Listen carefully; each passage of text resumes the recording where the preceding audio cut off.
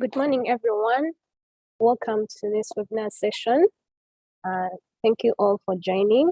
My name is Geraldine Mugumia. I work with NITA as a risk analyst, and I would like to introduce our moderator for this session, Miss Emily Nakazi. Over to you, Emily. Thank you, Geraldine. Good morning, everyone. I hope you're all well. Thank you so much for joining in. Thank you for keeping the time. My name is Emily Nakazi. As Geraldine has introduced me, I am the Manager, Business Relationships at NITA EU. And today our topic for discussion is going to be technology for the future and ubiquitous connectivity. As we are all aware, NITA EU is holding an e-government excellence award this week under the theme Bold Digital Government, Embracing Disruptive Technologies. The main drive for the awards, sorry, I didn't know my video was off. The main drive for the awards is to look at and highlight and share the advancements in e-government services in Uganda.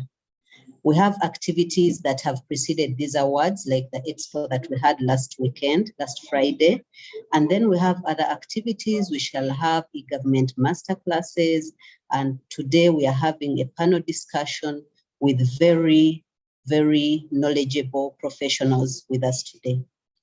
The classes are meant to create a platform where we are going to share experiences, bring together all players, and to reflect on the current and the future state of e-services. So part of the discussion we are having today is what is the future of technology? Where are we headed? Where are we headed in terms of connectivity, in terms of last mile? There are a lot of questions about 5G and all, but one thing I can guarantee is we have all the experts today with us on the panel to unpack all these things. What does the future look like? How shall we be connected? What should we look forward to? What should we plan to? All that and more in this panel today. We also have, before I introduce our panelists for today, I would like to acknowledge that we have a magic number. I don't know if our panelists have recognized the magic number. This magic number is actually a reassurance of the wealth of knowledge that we have at our disposal on the panel.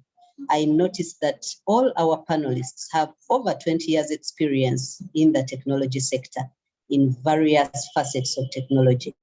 So our participants for this webinar, I can guarantee you we have a wealth of knowledge on this side of the panel. So without wasting much more time, allow me to welcome our panelists for today. Number one on our panelists, we have Mr. Musa Musazi, the CTO of C-Squared. Mr. Musa Musazi, like I said, is a very, very technical person. And when you look at his profile, if I started reading it, it would take the whole session. But I know that he has over 20 years experience in a variety of things, starting with connectivity majorly. And I will not preempt this. Mr. Musazi, please greet our listeners. Thank you, Emily. Nice to be on this panel, super excited and looking forward to having an engaging discussion. Nice to meet also my fellow panelists. Thank you. Thank you, Musa. Join me again to welcome the CTO of Raxio, Mr. James Biaruhanga. I want to repeat the magic number each time I welcome either of them, because this is special. This is not something that you just accumulate like yesterday. You work towards it, you do a lot of things, you earn it until you are eventually on a panel like this one. And I am so honored to be the one moderating them this morning. Mr. James Biaruhanga, you're welcome. Hi, thanks, Emily. Yeah, my name is James Biaruhanga. I'm actually the general manager for Raxio Data Center. And yeah, I have the 20-year and above experience, but that's because I started working when I was only 1 year old. I'm a very young man. So I'm happy to be here and happy to share some thoughts. Thank you, James. And then we have with us, and we are lucky to have people, it's one thing to have knowledge and sharing it is quite another. We have somebody with us who is very passionate about helping people to be great competitors, helping people to handhold them on how they persevere, how they unleash their passion. He has demonstrated ability in streamlining business functions, improving operational efficiency, maximizing bottom line profit. The list is endless, like I said. Again, I repeat the magic 20 and welcome Mr. Dennis Kahindi.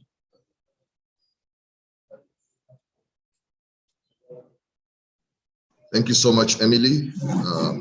And to my fellow panelists, I'm very happy to be here.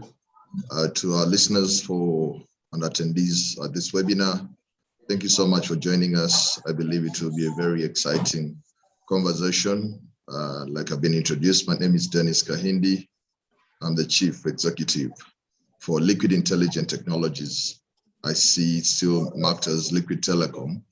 It's only about 6 months since we changed that name, so I'll forgive that, but yeah, it's now Liquid Intelligent Technologies. Emily, thank you so much for hosting us. Thank you so much.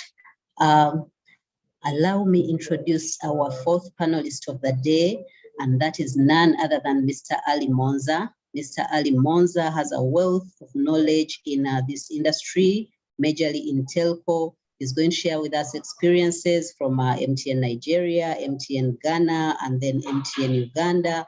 There's a lot more to that list, which I do not want to preempt. So I take this opportunity to welcome you, Mr. Ali Monza. Good morning. Thank you, Emily. Good morning, everyone. Thank you, Emily and fellow panelists for having me with you this morning. Good morning all as well, and happy to be with you and looking forward for a successful and interactive session. As you mentioned, my name is Munzir Ali. I am the CTIO for MTN Uganda. I have been in this domain for 21 years. All of them are in Africa, from Ghana to Nigeria to Ivory Coast, to Uganda right now. Thank you so much for having me. Thank you, Mr. Monza. And I guess with the introduction of our panelists, we are all confident of the knowledge we are going to receive this morning. Back to our topic again, we are discussing technology of the future and ubiquitous connectivity. I want to start with Mr. Musa. Musa, you do realize that accelerating digital transformation requires last mile connectivity. I think you will also unpack for us what last mile connectivity is. It's now all about connecting the unconnected to the broadband core network using efficient and fast technologies. So we'd like you to share with us what has been your success and what is your impact on your last mile plans. Over to you, Musa. Yeah, thank you, Emily. I'm super excited to be on this panel today with my colleagues in the industry.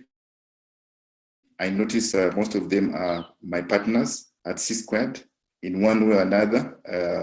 We do collaborate in one way or another, either infrastructure, either they're my customer, I'm their customer. So happy to be on the same panel as them. Thank you for the invitation and the topic for today.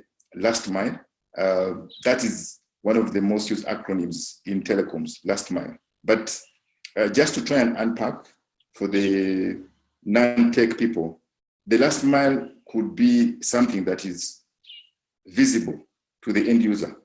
I could say visible, of course, wireless is not visible, but that is the tip of the whole ecosystem that the end user can see or touch in everyday speak. So the telecom infra or ecosystem has so many components. A lot of them, are not visible to the end user. When you talk about last mile, the connection to your mobile phone, the connection to your fixed line in the home, the connection to your tablet, the connection to, the Wi-Fi connection, all those are kinds of last mile. If you do an analogy of last mile, say to the transport system, we have the highways, super highways, Northern Bypass, for example, in Uganda, all the super highways. And then you have the the medium roads, and then you have the feeder roads. So in common man's language, the last mile is at the feeder roads, the one that take you to your home, so to speak, or that take you to the end user gadget that actually you're using to do the communication. So this last mile broadly can be categorized into wireless, mobile phone, tablet, 2G, 3G, and evolution into 5G or Wi-Fi. And then the other type, big category of last mile is the wireline, where you have a cable, either copper cable or fiber cable or twisted pair cable coming into your premises or into your gadget. So that is, in a nutshell, what last mile is. And to the everyday person, to the common user, that is what is more visible to him as a user. So how important is last mile? Yes.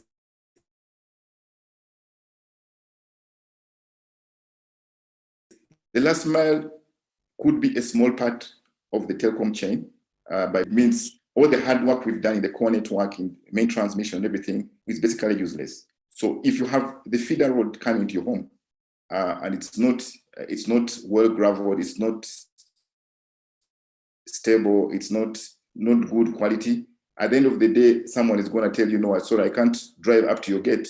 I'll just have to drop you 1 kilometer, and either you take a border or you walk up to your gate, because quote unquote, your last mile is not proper, is not having the right quality.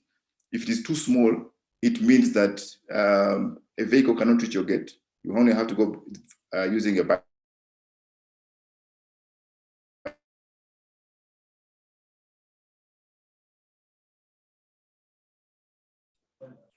Musa, are you there? I think we are having a break in your network. Or a border. So the last, that is the right kind of size for whatever. Yeah, so can you hear me? Yes, we can hear you, but we had a bit of breaks along the way. All right. Maybe you can recap us at the point where you talked about the vehicle on the gate. Yeah, so the last mile has to have the right kind of dimensioning in terms of size. It has to have the right kind of dimensioning in terms of quality, right kind of dimension in terms of stability. Yeah. So as the ecosystem of telecommunications, ICT, we continue to invest in the last mile, because without it, we cannot make that final connection to the end user. We continue to invest in it in different kinds of angles. One, we invest in the last mile so that we can cover more people. If it is a 3G or 4G wireless kind of operator, they are going to invest in more coverage by building more towers to make sure they can reach more people. We also invest in the last mile, not just to cover, but to make sure each of the users in that last mile has enough capacity to communicate. So we shall invest in the last mile for coverage. We shall invest in the last mile for capacity to make sure people have enough connectivity. And we shall also invest in the last mile to provide additional services, because each of the services that we have for the end user has a certain kind of requirement. The requirement for voice is different from the requirement for video, the requirement is different for other kinds of data or other kinds of communication. So the operator or the ecosystem will invest for coverage, will invest for capacity, the number of users, will also invest in terms of the services, because each of the services basically require a different kind of technology. So it means that for the operator or for the provider, there is continuous investment in the last mile, year on year. Each operator is going to add more towers. Each operator is going to lay more cable, fiber cable. Each operator is going to add additional base station. Each provider is going to provide additional E-Node B kind of endpoints, and they are going to be upgrading the kind of technology to make sure they can provide better speed, they can provide better quality, and then they can also provide additional services. So as the services evolve, So are we going to have additional investment? And I think my colleague will unpack in more detail, in particular 5G.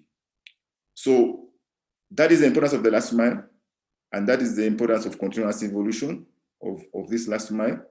And the question is, in particular, a C-squared group, what are we doing in this last mile, in this ecosystem, to make sure that we enable the ecosystem?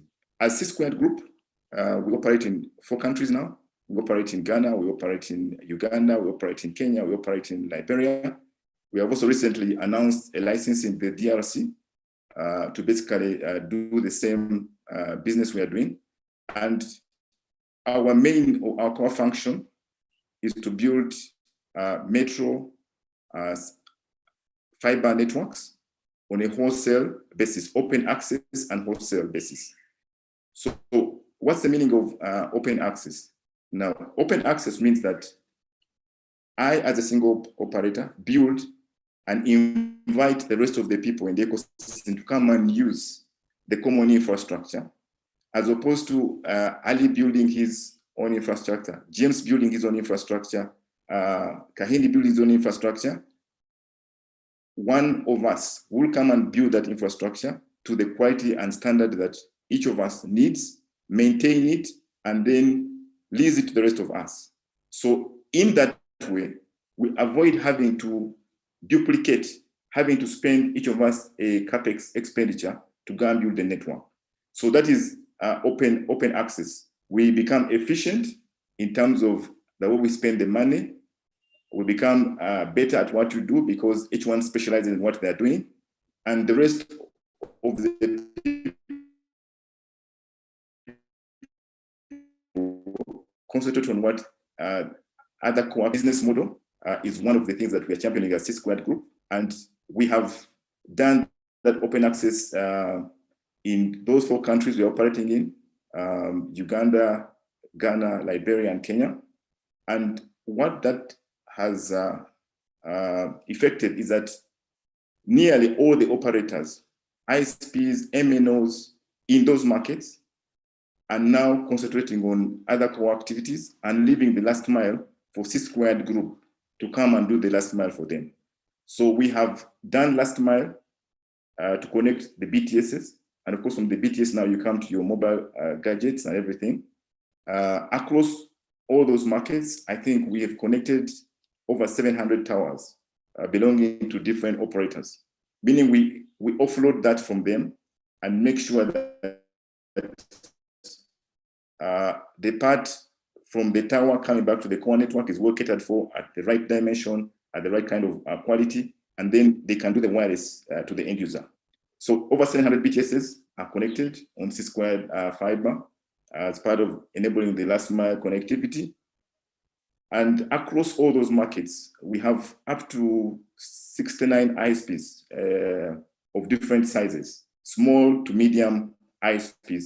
All of them, the headache of last mile has been offloaded from them. All they have to do, go to the regulator, get a license, have a core network, get a marketing team, and whenever they need customer connectivity, C-squared group is there to do that at their request.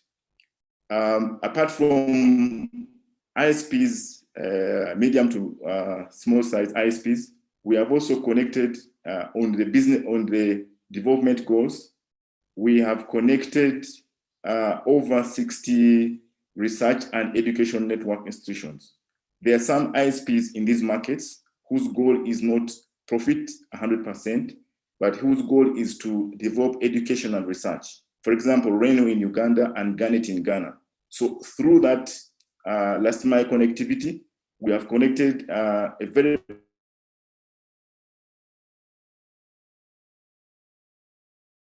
big number of universities, a very big number of all kinds of sizes, and hitherto had not taken last mile of right dimensions at that important.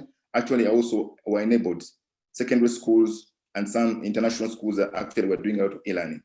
So in that area, apart from the pure profit companies, we have also done a lot of work in the research and education network institutional connectivity. We have also gone ahead to also enable traffic junctions and cameras. So in a lot of these markets, a lot of traffic junctions and cameras are powered by C-squared infrastructure. In Uganda, we have connectivity of traffic junctions. In Ghana also, we've completed a project with government to connect up to 2,000 locations. And most of these are administrative units, cameras on the roads, traffic signaling junctions and everything.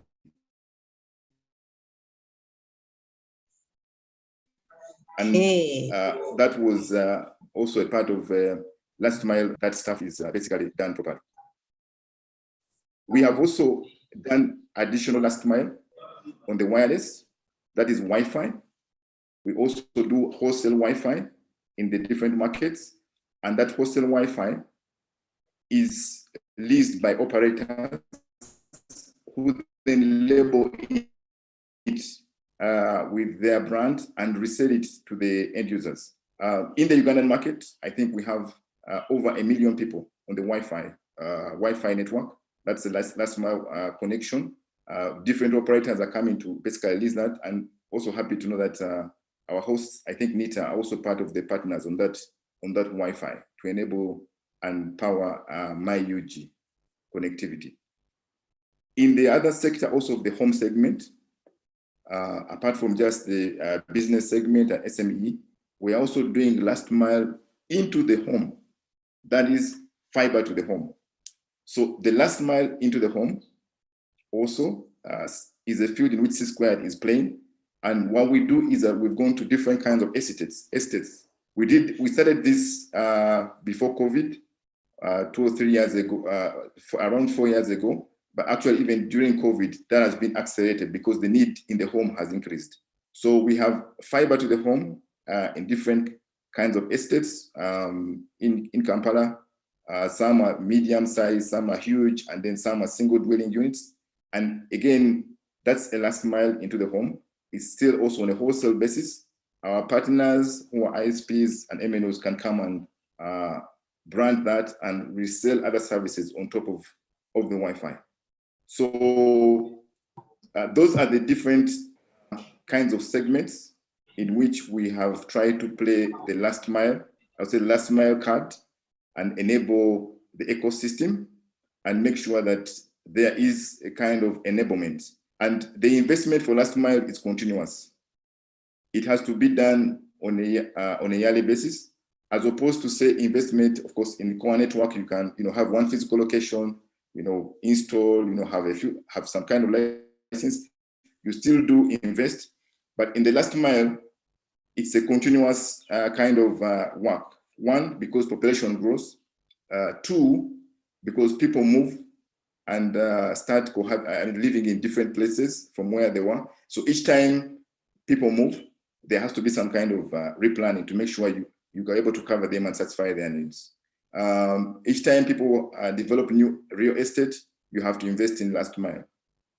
Each time the absolute number of people is increasing, you're going to have to invest in the last mile. And the last mile kind of works are in the public domain. A lot of other works on the telecom sector ecosystem are not visible, inside the data centers, switching centers. But when you work in the last mile, when you go to build a tower, you're interfacing with the public authorities, municipal authorities, you're interfacing with city council, you're interfacing with NEMA, you're interfacing with a lot of other things. So there's a lot of forklifting for you to build the last mile because you have to satisfy all those requirements.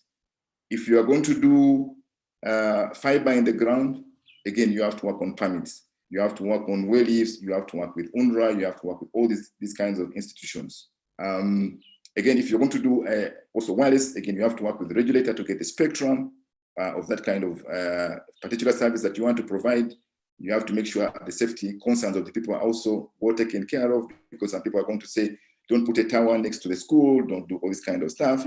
All the health and safety things of the headache that provide some headache that you as the provider is going to have to deal with. So there's a lot of public space and public domain kind of headache that you have to deal with to do the last mile.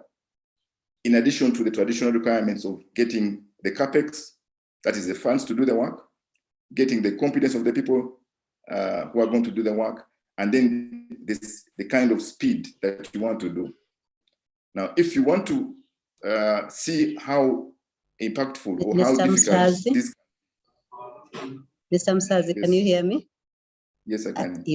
You are actually getting us overexcited about this thing, and I am actually overwhelmed because the way you have set us off on this one, you have actually laid a foundation that has had a sneak peek on what every one of the other panelists is going to speak about.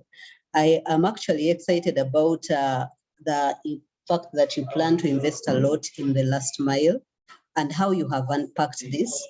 I noticed we have a number of abbreviations that have come up. Sorry, I had to interrupt you there because I didn't want the audience to lose the discussion along the way. I just noticed we have a number of abbreviations coming up: MNOs, ISPs, BTSs. Just in like 3 minutes, I would like to request you to wrap up with actually giving more light on those abbreviations so that we are at par to get on to the next panelist. Thank you. Thank you very much. So just in a nutshell, abbreviation, MNO is just mobile national operator. It's just a category of license from the regulator. So the big licenses are mostly categorized as mobile national operators. That's MNO. BTS is base transceiver station, but just in everyday language, say the tower location, just to keep it that simple. I think MNO I've covered. I think BTS I've covered. Was there a third one acronym? I think those were the only ones. Yeah, MNO, ISP, BTS. ISP is Internet Service Provider. Internet provider, I think that's all, Emily. Thank you so much, Musa. Thank you for the great insight on where we are in terms of last mile, what our infrastructure is like. I have learned a lot from that presentation. I like the fact that you talked about wireless technologies like 2G, 3G, 5G, and I guess that sets the ball rolling for our next panelist. And this is really the hot potato in the room. Every time we talk about technology for the future, everyone starts asking, 5G, will Uganda get there? What do we have? Are we going to have this? What should we do? What should we put in place? What comes up? So, Musa, thank you very much for unpacking the starting point where we are. And I want to throw a hot potato to Ali and Dennis. Ali and Dennis, I'm going to ask you to unpack this for us, but I think we'll start with Ali. I know that there has been a lot of buzz around 5G. We noticed that Musa has talked about it. It's where we are going. Some say it's posed to transform industries and society in ways that we can't imagine. Can you make it imaginable for us? What's your take on the promise of 5G? Should our network carriers start thinking about it? What's the environment scan like when you look at it as East Africa? What is it like for us? Ali, in 10 minutes, please, because I know we have 1 hour to run this show. So I will ask Ali to give us 10 minutes on that, and then Dennis. So over to you, Ali.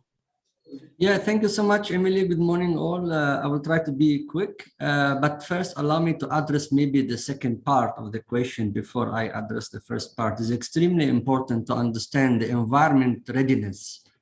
Before we talk about 5G and before we're unpacking 5G, it's extremely critical. Let me go one step back and describe the current situation in our environment. Digital transformation, or what we call technology innovation, are having a profound impact on the way people live, work, play, communicate, and transact. This is especially true in our region, especially in Uganda. And I can give you an example where such technology has provided access to life-enhancing services for individual and community that was excluded before. Take, for example, Emily, the mobile money. The mobile money is a life-changing services that was introduced in Uganda or in East Africa, pioneering East Africa. I will call East Africa is the Silicon Valley of mobile money, is East Africa. Recently, I received a team from Stanford University. They want to understand what's mobile money, how mobile money work. I took them to a far village in Moroto. And I showed them how a man under a tree using his legacy phone can create a MasterCard in just 5 seconds. This is the digital transformation and the technology innovation that's changing the life of our youth population in Uganda and in the region. So just to give you an idea how digital transformation, how innovation, how higher technology impact people's life, create wealth, and create empowerments and digitalization in the economy. So, and let me give you another aspect. When we started rolling out 3G LTE, no one was expecting that we are gonna have such massive growth in mobile broadband connection than 2G or than the legacy ISP or than the fixed line. If this is reflecting something, reflect a growing shift from basic voice-centric consumer to a data and digital-centric consumer. I mean, this is also another evidence that how digital technology innovation, technology advancement is impacting our society and impacting people's life. And ongoing investment in 3G, 4G network will take mobile broadband coverage and more to 80% in the next few years. And the smartphone adoption has also doubled in the last 3 years. So for sure, my conclusion, for sure, market readiness is crucial to maximize value in the 5G era. And I will explain why. Market readiness is required to get the timing right for the transition to 5G. This will help maximize value for 5G services for consumer, operator, and wider society. So, and the most important aspect when we talk about 5G is spectrum. If you don't know what spectrum means, maybe I can describe in a small term. Spectrum is a natural resources that God has created. No one can replicate spectrum.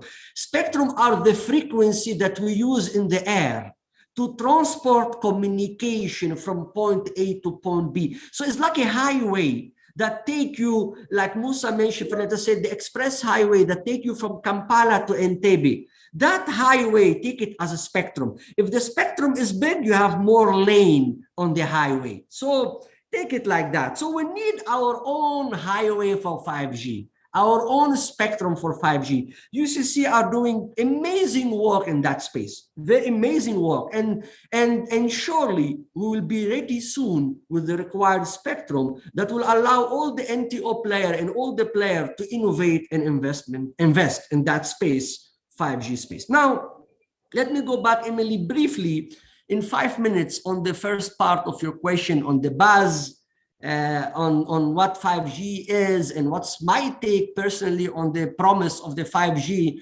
and how network carriers should think about this. No doubt, 5G is going to transform industries, societies, and is going to change how we communicate and live in a way we have yet to imagine. And quote that, and you will see maybe the next decade that is going to be true. 5G is not simply a faster LTE or a faster 4G. 5G is one of the most transformative technology in the history of telecommunication. 5G is not only 10 times faster than LTE.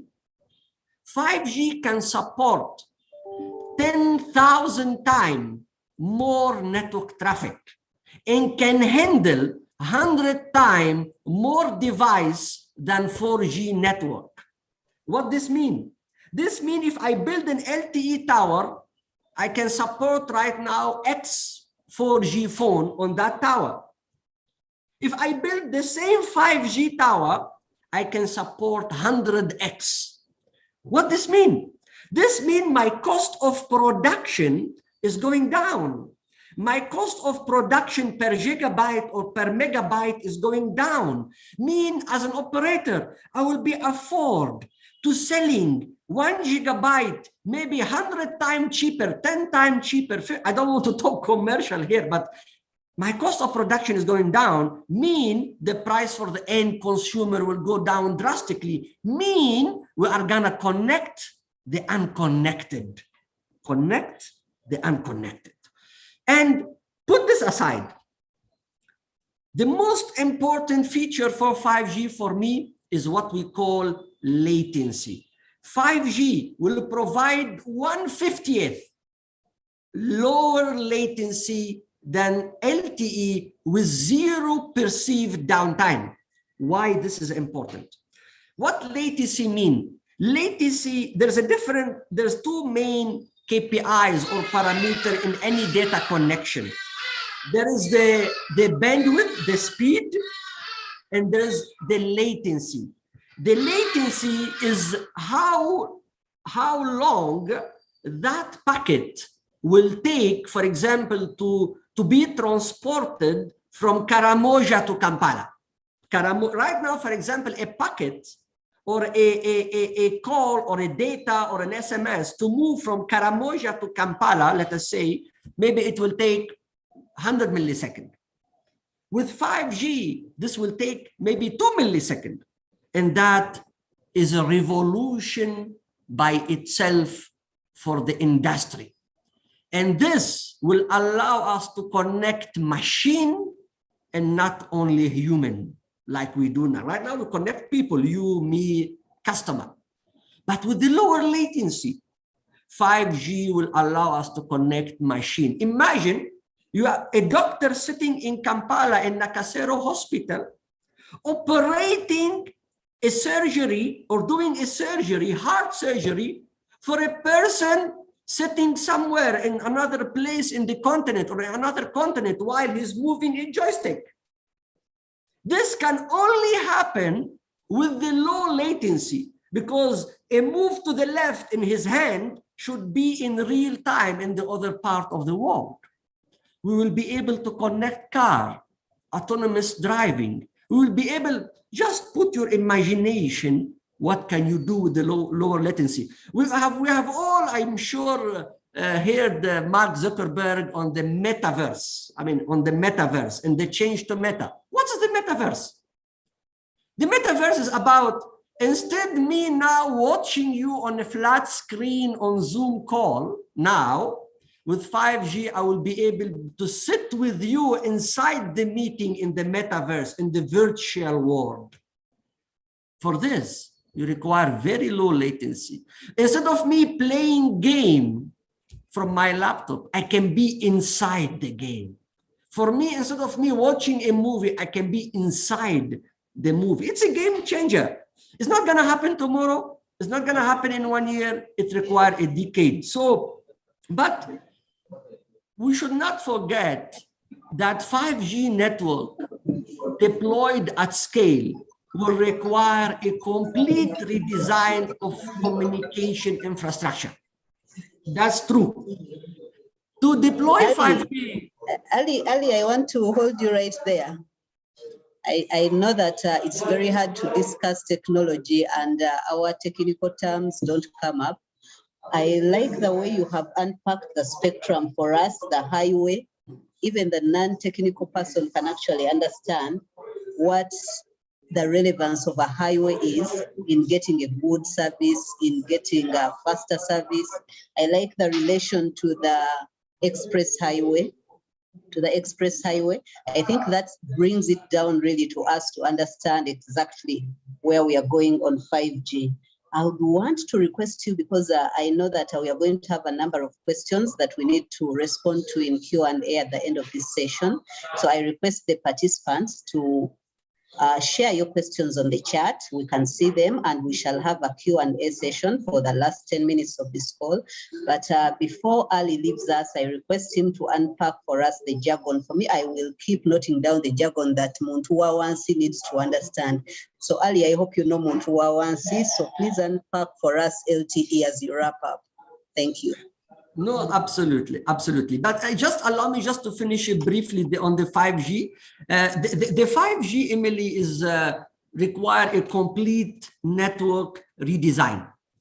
So I cannot use the existing core network in some cases, and I cannot use the existing RAN or the existing radio access network or the tower. I need to complete new, to build a complete new network to deliver the 5G. And the 5G site has to be closer to the consumer to deliver the required speed and the required latency. So let me wrap up and close on the 5G. The success of 5G will depend in a part on customer satisfaction, not only in terms of wireless performance, but also rock solid reliability. With 5G, there is simply no option for drop call, no option for network outage caused by whatever extreme factor. Imagine a doctor doing an operation and there's a network outage. I mean, imagine. So there is no room for outage on 5G. So at the end, it's about time. The 5G revolution is well underway. So on the LTE, Emily, LTE and 4G are the same. LTE stand for long-term evolution. So this is what LTE stand, but it's the same like the 4G network. That's it from my side, Emily. Thank you so much. Thank you so much, Ali. Like I said, our participants are going to be overwhelmed with knowledge. 20 years plus, the magic number is amidst us. These 20 years, summarizing what you have to say for what you have accumulated all those years is really not easy. So I want to appreciate you, Ali. I want to appreciate you, Musa, for trying to figure out how to summarize for us what we can take away from all your wealth of knowledge. As I invite Dennis, I noticed that Ali has unpacked a lot for us on what it takes for us on 5G, where the promise is, what we think it is.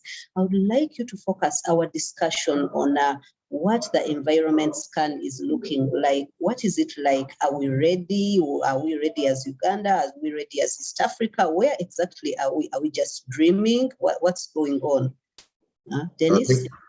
Thank you so much, Emily. And I love the passion with which Ali has tried to unpack the 5G and the capabilities of the solution. I had an interview with the Monitor in 2019, in which I indicated that I don't think Uganda will be ready for 5G in the next 5 years. But remember, 2019 is about 3 years back. A lot has happened and technology has really evolved. But allow me to start by just breaking down some of the terms that even you used in the presentation. The subject is technology for the future and ubiquitous connectivity. And maybe our the attendees of the webinar are wondering, what is this ubiquitous story that we're talking about? We should have used probably the word everywhere connectivity, because that's what that technical term is. I know we've run about with it in the tech space, assuming that everybody understands it, but it simply means everywhere connectivity. Yeah, technology that we use all the time. So technically 4G is also very ubiquitous. Yeah, 2G as well, because it's almost everywhere technology. Edge technology is probably the most ubiquitous of them all, because it was here before anything else. But just to go to your story of how ready are we? Now, the 5G demand is going to be a pool kind of solution. What do I mean by a pool kind of solution? Most of the technologies that have evolved have largely been push. The MNOs of this world have come to the market have come with to the market with solutions which are time ready as opposed to customer ready, and customers have adopted to it. Now, because of the amount of investment that is required on the 5G, and Ali just told you that we're not going to utilize the same infrastructure to deploy 5G technologies. We're going to have to deploy totally new infrastructure, and this is a very, very heavy investment. Now, the demand factor on that will cause us to invest. And what do I mean by the demand factor? Let me give you some numbers here. That according to McKinsey, by 2030, 60% of the world's population will be online. Now, given the numbers that Ali has given you, the growth of just bringing that back home, the growth there means that the number of people who are demanding services from us as providers will probably grow by about 10x. 5G can deliver that. But now, if the numbers grow by 10x, any of the technologies that we currently deploy will not be able to do that. And therefore, we'll need to begin to make that investment. So that is the pull factor to it, that they are going to be the demand for fast quality speeds, latency low speeds is going to be very, very, very high. And that's going to force us to invest. Right now, we cannot invest because we have technologies that can meet the current demand of our users. But is that going to be around for the next couple of years? I'm thinking that we will probably be fully ready for 5G by that time, by about 2027 to 2030. That's when I believe we will be fully ready. And why do I say that? The reason I say that is the use cases that we've been talking about here around augmented reality, around virtual reality, around the Internet of Things, the connected home, the smart cities. I believe that in the next 4 to 5 years, that will begin to unravel. And then that will begin to demand a lot in terms of connectivity. And that's where I believe 5G will begin to roll in. What are we doing about it? Liquid Intelligent Technologies, in January 2020, we did the fastest launch of 5G technologies in our operations in South Africa. And our approach is going to be a little different. Our approach is going to be similar to what the Liquid Telecom used to do, that we will be having 5G for wholesale purposes. So we'll do wholesale roaming on 5G as Liquid Intelligent Technologies. We've done that test already in South Africa. And once the pull factor comes into play, we'll begin to roll that out in the different opcodes. People will then ask, what do we really need the 5G for? What do we really need that 5G for? What does it mean even in the basic language that I can explain to my mom? I'll explain it to my mom just in addition to what Moses said. To say there will be what we call virtual and augmented reality that we can't drive via 5G. That our meetings that we currently have on Zoom, we will begin to have them as though we are right there in person. That the games that we are playing right now remotely, we will be able to play with them, play these games real time. Our kids will be able to play these games real time as though they're there, because we will now have proper capacity to drive the solutions, because the ability to download a 1 gig connectivity to a 10 gig connectivity will be much quicker. Speeds of up till 10 gig will be available. Right now, we get bashed when we offer speeds of less than 10 meg. Now, when 5G gets deployed, those speeds will be 100 times faster. And that, I mean, what can you do with 100 times faster speed? Right now, we're watching Netflix and YouTube almost without a worry. Now, just imagine what you could do if you had 10 times the amount of speed that is coming to your house. And that's why I love the panel that you've set up. You set up an infrastructure provider, 2 infrastructure providers in terms of both C-Squared and Raxio, who Biaru, I believe, is going to come in and talk to us. There is going to be a confluence of different players. There's going to be the wholesale players such as us in that 5G space. there's going to be a need to host a lot of this data. And that's why the data center play is going to come in very, very strongly. And there's also going to be a need for that last mile fiber provider, because we will not be able to move as much data as we want to move once that technology is deployed. And that's why I love the panelists that you've set up, that the players that are going to deploy it on the last mile for different providers such as MTN, there should be players who are going to host the data that we are going to be churning out, because there's going to be a lot of video, a lot of content that is being generated by us through our smart homes. Right now, some of us probably have connected cameras. You're going to sit and watch what is happening at your home from your office. By the time 5G is deployed, you're going to see that the need is beyond just the cameras. You probably have a smart TV, probably have a smart fridge, and all these are connected, and you're able to deploy, you're able to see this in probably real time. And that's some of the use cases for 5G. We expect smart cities to totally roll on 5G. Autonomous services, which we already see being tested by the hyperscalers such as Google and Tesla in the autonomous cars, that can only happen without risk when 5G technology is deployed. Are we there yet? Maybe not. Are we going to be there sooner than we expect? Emily. Thank you so much, Dennis. I think this was supposed to be like a whole day's workshop, because with every panelist that comes up, I get more and more excited. Like I'm in class at some point, and then at another point, there's a lot really to look forward to. I can't imagine all the speeds that you're talking about. Just one question, follow-up question for you, Dennis, before I leave you. You said that as Uganda, we are looking at getting there or starting the journey around 2027, 2030. What is it like for our neighbors? You know, sometimes we like to peep and see what the neighbor is doing, where our neighbors at that point. Okay. We shouldn't be worried so much about our neighbors because what we've seen, the evolution of technology, is that we've seen that there are not so many laggards when it comes to the nations, apart from the countries whose maybe terrible have the worst kind of infrastructure around the internet.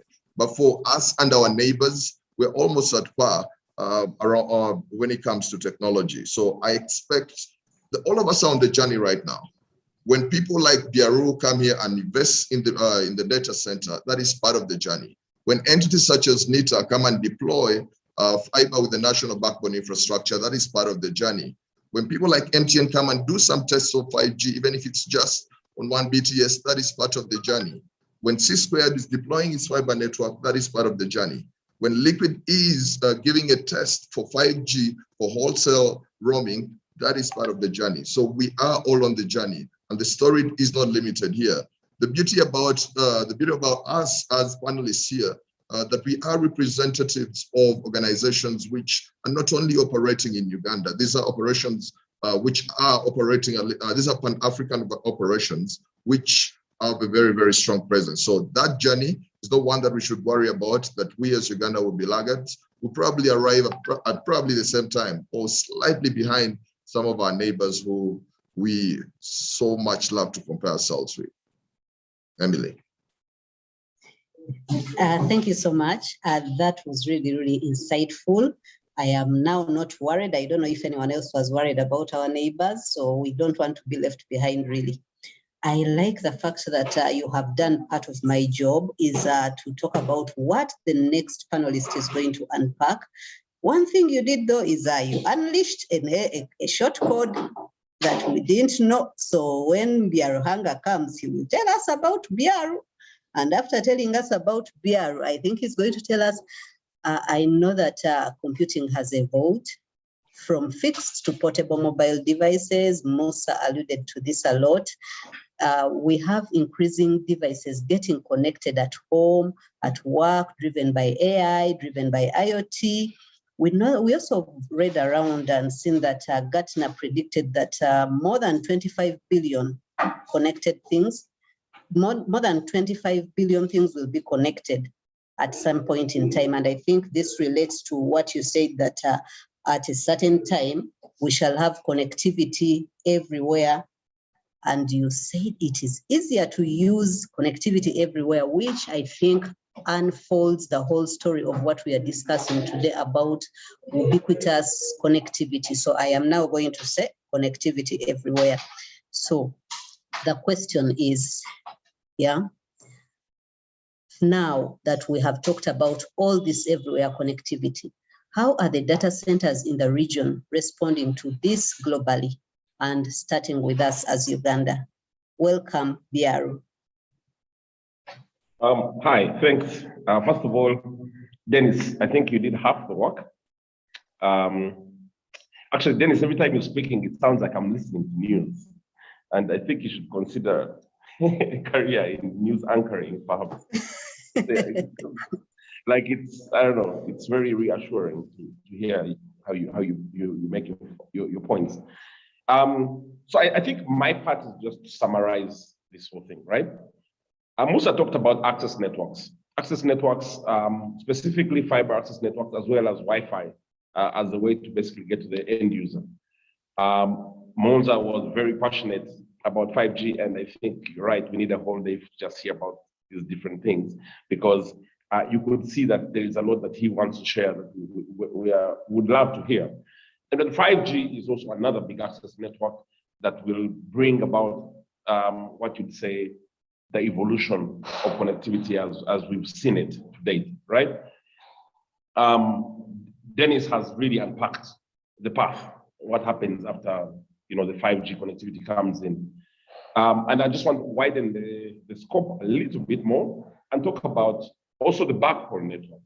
Remember, the access networks are only important if the backhaul can support them. And the backhaul, in this case, we can talk about the dry segment, which is like the on-the-ground backhaul, like fiber from town to town or coast to coast. And also we need to think about the subsea cable segments and them being able to carry all this capacity, right? So what I think has been passionately explained right now is really around the connectivity element, the fact we're going to get a huge amount of bandwidth, and with more bandwidth, then there's more capability, right? Now, the Internet of Things that Dennis raised only makes sense when there's a lot of bandwidth on the access and the backbone, right? Now, so we have the Internet of Things starting to come up with smart homes, smart cities, smart environments, and the smart life all together. So if the IoT starts to make sense, what next? This data cannot just hang around. The data has to be able to be stored somewhere. So we've seen the growth of cloud. Cloud initially it seemed like one of those things people talked about, but it didn't seem to make a lot of sense. The hyperscalers that were mentioned, the Googles, Microsoft, Facebook, you can name it. Now we even have the Eastern big giants, the TikToks of this world, and Tencent, who runs Alibaba. These guys basically brought cloud through a public structure, and we're able to start providing services to the devices and being able to allow us to store all this information we had. So now we're seeing a huge growth around the edge cloud, which is basically now more dedicated cloud services rather than just the general public services that come with some of the hyperscaler providers. We're seeing a lot of private cloud, where you see services like software as a service and security as a service, platform as a service being offered. These have become part and parcel of successful business implementations and also, personal and consumer behavior. So what does the whole thing work to? Like when you think about the connectivity on the submarine cable, connectivity on the dry segment, access networks that Musa was talking about, Wi-Fi network that you also alluded to, you think about the 5G that's coming to us, and then it's all starting to aggregate or amalgamate within the cloud, whether it's public or private, or whether it's edge or core, wherever this is happening. Technically speaking, where does this all happen, and why does it need to happen? So when you have the IoT elements, which we're already seeing happening, all of us now have smartphones, laptops, smart radios within the car with Bluetooth, CCTV cameras, everything that we're doing is smart. We don't even realize we're building a big, huge data footprint and we're leaving it all over the place. So what do you do with this data? This is where the growth of the concept of big data has become very prominent. So big data is basically the definition of all this data that's being developed and generated by everyone, and it's sitting in all these cloud platforms, sitting all over the world, all over the internet. Now, big data on its own is useless, but big data analytics makes everything change, because now you can make sense of the data. So for you to get the big data analytics to help you as a person or to help the business you're running to make intelligent decisions, which eventually lead to the artificial intelligence or machine learning or virtual reality, augmented reality, which everything that Dennis mentioned earlier. This analytics has to work, and it has to work because it's picking all this data from the cloud platforms. And the cloud platforms are only able to get the data in because the access and the backbone networks are working. So when you walk down further the chain, you realize that all this stuff and the internet exchange points all over the world, which ideally make the internet, because it's an interconnection of networks, need somewhere to sit. And that somewhere is the data center. So the data center is basically going to be the heartbeat of the ecosystem that brings the connectivity, cloud, big data analytics, artificial intelligence, augmented reality, 5G, backhaul, submarine cable capacity, internet exchange. Every single thing that we are doing right now will be switched in the data center. And that there is why the relevance of carrier and cloud neutral data centers has become the centerpiece of the internet. I hope that makes sense. Thank you so much, Biaru. It does make a lot of sense, and it does put a lot of things into perspective. Yes, I see an addition coming in from Ali, and I do not even want to take more time on it. Over to you, Ali. No, sorry, it's not an addition, Emily. My apology. I have another steer call at 10 o'clock and I have to step out. Permission to step out if you don't mind. They are waiting for me on the other side. Thank you so much, Ali. I appreciate your time. We appreciate all the knowledge you've shared with us. We are going to miss you because we are actually wrapping up and we're going into a Q&A session. There's something I was passionate about. I don't know if for you to respond. I don't know if you can give me just 2 minutes and talk about, I have a question here from, I have a question here from Isaac Kasuja, and pretty much what he's talking about is about sharing of infrastructure. He's saying that NITA has plans of extending fiber across Uganda and other districts in the country. Should private telcos continue to dig where NITA has dug? There's a lot of road destruction every time everyone has to dig to extend fiber. So I kindly request that you respond to that. Then after that, I will unhappily let you go. Absolutely. It's a very good question and interesting question. And actually, if you see the national broadband policy, if NITA has a fiber in, let us say, from Lira to Kigdum, and I want to put a fiber from Lira to Kigdum, I am not allowed to dig. Infrastructure sharing, or what I call passive sharing, it's something that we always work. We work with C-Squared, we work with partners like NITA as well to share our infrastructure. Absolutely spot on. Infrastructure sharing is our priority one. If there is a fiber on a particular route, particular backbone in a metro city, we always go and look for infrastructure sharing in a form of lease, IRU, even sometimes we go in a form of co-build. Maybe there is no fiber at all between Lira, Kigdum, Gulu, Kigdum. We'll go with NITA, we'll go with C-Squared. Are you interested to build together? Maybe we can put 48 core fiber, we will take 24, NITA will take 24. So the option of self-build is our least priority. And even, Emily, to take this discussion further, we are even exploring active sharing, not necessarily infrastructure or passive sharing. It's not, now with the TowerCo, we have all sold our tower to the TowerCo business, Eaton before and ATC. We don't have tower, we lease from the towerco, you will see a tower that has Leica, Airtel, MTN, and maybe before AfriCell. So we are all going toward infrastructure passive sharing.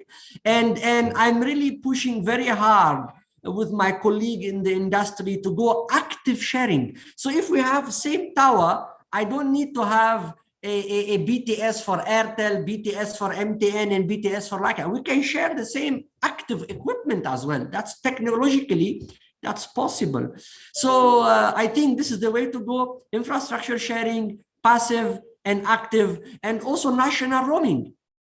I mean, if I have a network in Moyo or in Moroto and Airtel doesn't have, or X doesn't have a network over there, they can roam on me, national roaming.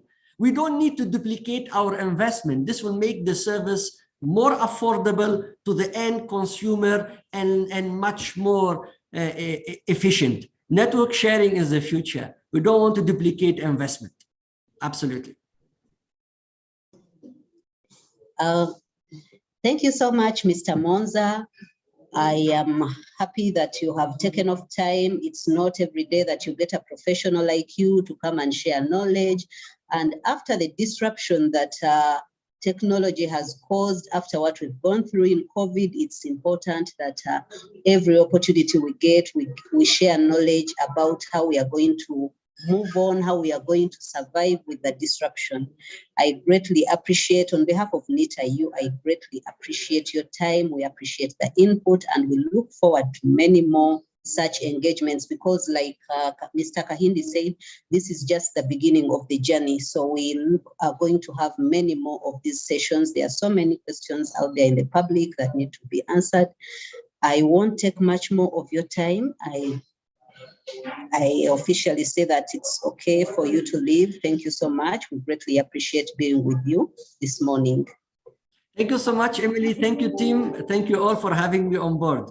Thank you. Take care. Have a wonderful day. Thank you all. Take care. Thank you. Okay. Thank you, everyone. And at this point in time, we are going to look at the questions that our participants have. We have a few questions, and we do not have much time. We had scheduled 1 hour for this. We noticed that we should have at least made it much longer, but I will have to go through the questions. The first question was to Musa, and I will pick out what the core of the question is. This question comes from Bernard Wabukala. He says that Musa seems to indicate that they have invested a lot in connectivity infrastructure. Why are we having disruptions and slow speeds, e.g. in internet connections? Over to you, Musa. Thank you, Emily. And thank you for that question. I think that's one of the hot topics, you know, in the industry. I think every operator, every customer care agent, you know, gets this question. Yeah. So what is true? I mean, I'll start with the facts. You know, the facts are there's been a lot of investment by everyone in the ecosystem. The internet service providers, the mobile national operators, you know, everyone has invested. And you will see that actually, if you compare year on year, the amount of, say, 4G coverage within Greater Kampala or even Uganda is much better. The amount of fiber connectivity, I mean, fiber is now nearer more offices. Fiber is now nearer more estates. Yeah, but having said that, still the demand is also growing. So it's like a moving target. You're investing, at the same time, there's increase in the demand. For example, during COVID period, yeah, a lot of people are not working from home. Yeah, a lot of, for example, base stations were covering CBD, Central Business District of Kampala. Yeah, and they were not dimensioned for people to work from home.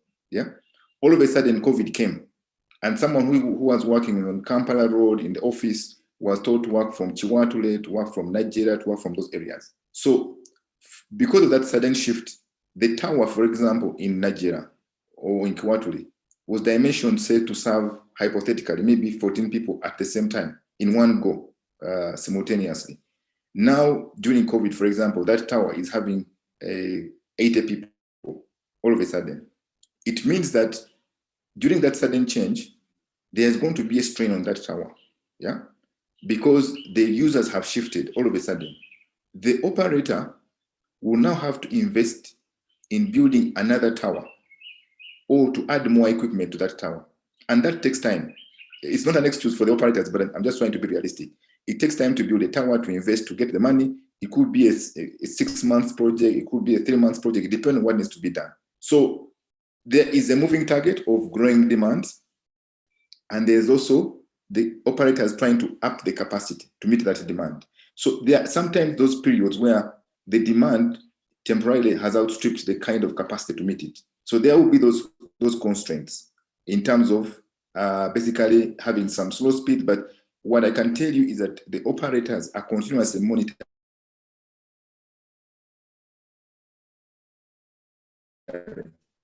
They are investing. You will see around Kampala now a number of towers new towers that have come up. Some have been beautified, and there will be some kind of constraint. But in comparison, if you look year on year, what you are able to do in terms of speed from your home before 3, 4, 5 years ago and now, you'll appreciate that right now it is much faster than before. True, there will be periods whereby a fiber cable has been cut, power connection has gone down on a tower, and those will be kind of disruptions, which are more or less accounted for because the operator has a commitment to the regulator to say at least 1% part of the time where things will not work accordingly. It's not an excuse, but it's some kind of reality of what happens in the ecosystem. But the operator will continuously invest. They will continuously put more technology to make sure things are better. And truth be told, if you look at the trend is on the upward in terms of how much capacity you have, in terms of stability, in terms of all these kinds of things. I hope that answers the question to that and to the rest of the team members. You really have done justice to it, and it still speaks to our topic for today about the disruptive technologies. You did mention that when the pandemic happened, people shifted from their workplaces to work from home. Ideally, the service provider had planned to provide the service in maybe their central area of operation, the common areas where we work, and then we go home. Everyone lives in their home with a different set of everything. So for me, that pretty much explains the disruption that we are talking about today. And I must say that you have done a lot of justice to that question. Thank you, Musa. I want to pose the next question to Dennis. You gave us a lot of insight on 5G, and one of our participants has a question here, and they are saying, how do we deal with the myth around 5G? There is a lot of negative talk around 5G in the world. How true or untrue is 5G affecting the lives of the locals in its way of operation? That's a question from Isaac Kasuja. Over to you, Dennis. Okay.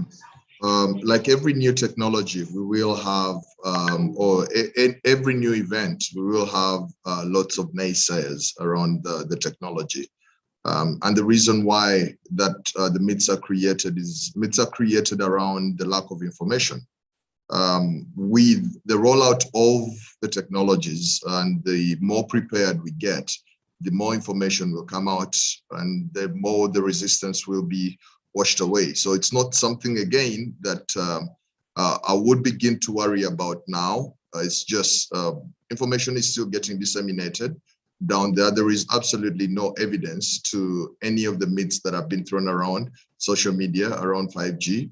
But it is a futile fight to fight it now. Let the information flow through to the populace, and people will get to understand that the benefits of this technology far outweigh any myth that they hold. Emily. Thank you, Dennis. I hope that addresses it for our participant.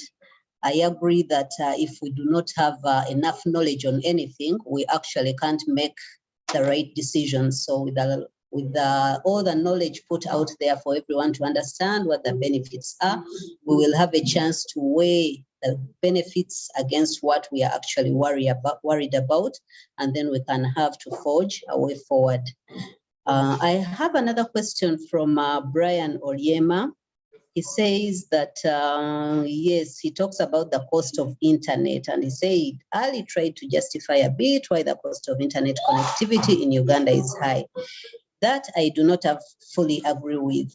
Nations have just begun implementing 5G technologies just 3 to 5 years back, and the cost of internet even before was low. What plans do we have on reducing the cost of internet connectivity to a user amidst all these investments? Now we have a person on the panel who is on both sides of this thing. He is into data centers, he's into connectivity. So Biaru, I want to request you to respond to Oryema's question.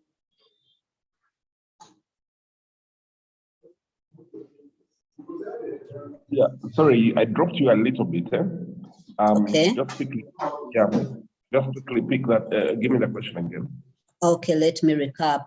Brian Oryema is asking that nations have just begun implementing 5G technologies just 3 to 5 years back, and the cost of internet even before was low. What plans do we have on reducing the cost of internet connectivity to a user amidst all these investments? Well, I think Brian is asking the same question that everyone asks, just a slightly different way. I think the general feeling is that the internet can be cheaper, right? And without a doubt, it definitely can be cheaper. And sometimes we just don't kind of honestly answer the question of why it's not cheaper, right?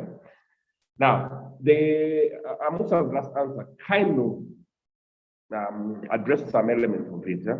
But the cost of the internet is because of multiple segments. Yeah? The internet itself right now is expensive because there's a transport element to it. I think the access cost has been reduced heavily with this what you'd call infrastructure sharing models that people like C-Squared have brought to the table with upgrades that the mobile networks are bringing to the table. So there's more bandwidth available on the access and cheaper. But there's still an element of the transport segment, which is Kampala to Mombasa or Kampala to Dar es Salaam, right? And then there is the cost of Mombasa or Dar es Salaam to the rest of the world. That segment, which is what we call the dry segment and the wet segment, are the ones that really continue to drive the price of the internet up, right? Now, one would wonder, why do we have to go to Mombasa? Why do we have to go to Dar es Salaam? The reason we have to at the moment is because we don't have a lot of content sitting locally in Uganda. We have seen a growth from the beginning of the lockdown of the local internet exchange point from, I believe, around 6 gigabits of internet traffic switched locally to 24 gigs as of last week. So we've seen a growth of about 4 times of capacity in a space of 2 years, right? And heavily accelerated by this work from home and working on the go, and of course the arrival of a few more content delivery networks in the country. And a lot of that, some of that traffic is actually now still sitting in private networks, but that will also be addressed. So how do we bring the cost of the internet down? We bring it down by, one, upgrading the access network, which Musa and Ali have alluded to, as well as them. We bring it down by switching as much traffic locally. We bring it down by attracting more hyperscalers or content delivery networks or cache servers into the country, so that we don't have to go to Mombasa to break out the internet. We should break out the internet in Uganda.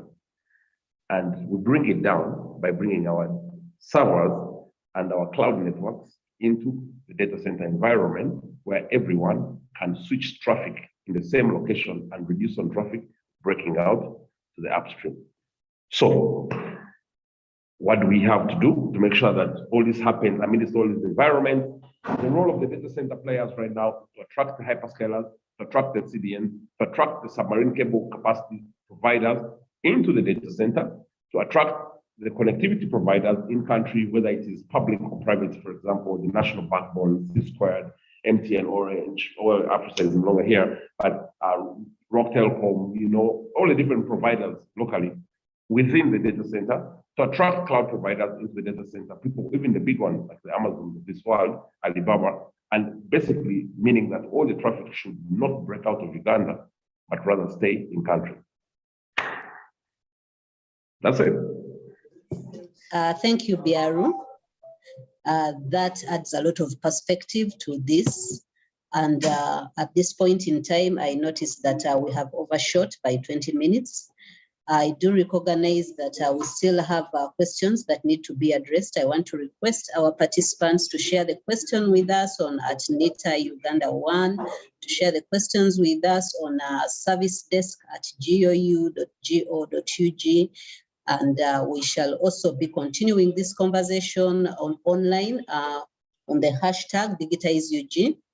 I would like to thank our host for today, Geraldine, and all the team behind you that have made this possible, Rowena, the team that is working behind the scenes to make sure we have these discussions, to make sure that we engage the public and share with them and share knowledge.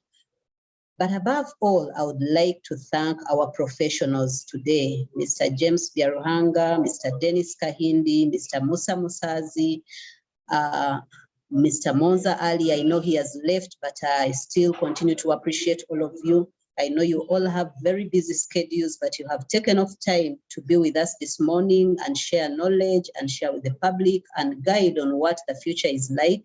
We greatly, greatly appreciate your time. And above all, I want to thank the participants. Thank you for joining in. Thank you for the interaction. Thank you for all the questions.